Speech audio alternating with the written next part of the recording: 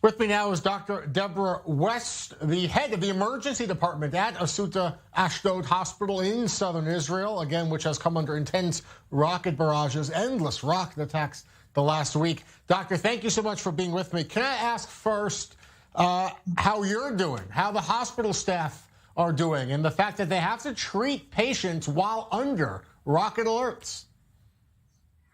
We're doing considerably well. I think we're all fairly resilient. This isn't our first round of fighting, of being basically under fire at the same time as having to treat our patients. I think it's the third or the fourth since we opened the hospital 3.5 years ago. So unfortunately, we're used to it. Having said that, it's taking its toll. And most of the staff lives in the vicinity. Many of the staff is very young, with young children. People come to work after having not closed their eyes during the night, after having spent the whole night in the stairwell, spent it in lying on the floor in the sealed rooms that most of us have in our houses, trying to calm the children down during the night of the fear of hearing the sirens going on and knowing that perhaps even their parents can't protect them. And then they come to work the next day, and during the day we hear the sirens. So simultaneously we're treating the patients, we're receiving patients while we're under fire, while most of the staff is also wondering what's happening back at home.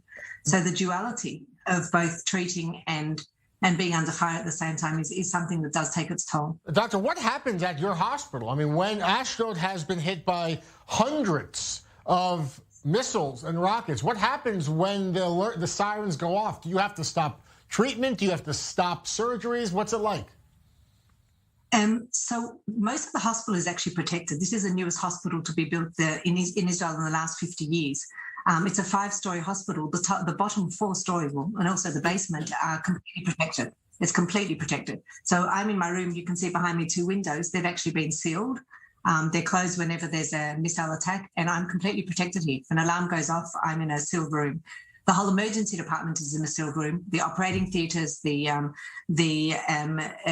maternity ward, we're all in sealed rooms. So we actually continue working. We hear the siren.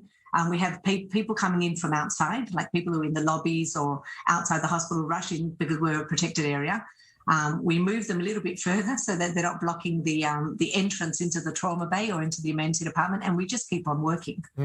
Doctor, do you have an updated number for us? How many patients from these rocket attacks have you had to treat since this escalation started? How many patients are still admitted? So we've had to treat 140 patients. We have at the moment admitted, well, as of this morning, there were 5 admitted patients. Most of the patients are lightly wounded. Most of the patients overall are lightly wounded because the Iron Dome has done an extraordinary job. And Israelis are all very disciplined. And we hear the alarm and everybody races into their sealed rooms and waits until it's over, which is something that we saw less in the last missile attack, where people were either less disciplined or also the Iron Dome was less accurate. Yeah. So most people are lightly wounded, shrapnel, a lot of injuries, a lot of orthopedic injuries from running to the sealed rooms. We've had some older people who have actually died, not even necessarily from a missile, but from running to the room and hitting their heads and having a bleed. And we had a patient who had a heart attack and died.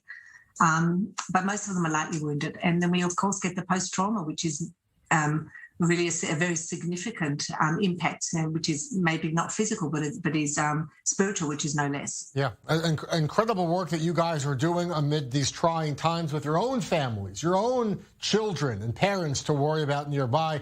Any final thoughts for us, Doctor?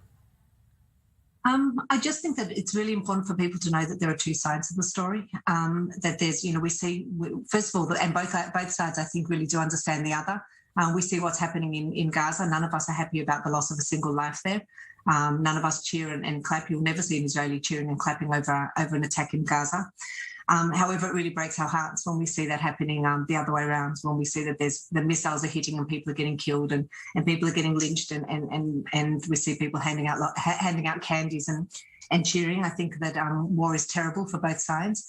On the other hand, I think you also see the best of people. You see the contribution. You see people coming to work every day, even though their kids are sitting in sealed rooms with their grandparents and giving their best and trying the hardest to stay united and trying the hardest to treat each other. Hopefully this will all end very soon, and we will continue to see the best being brought out, both from the medical staff and from the civilians alike.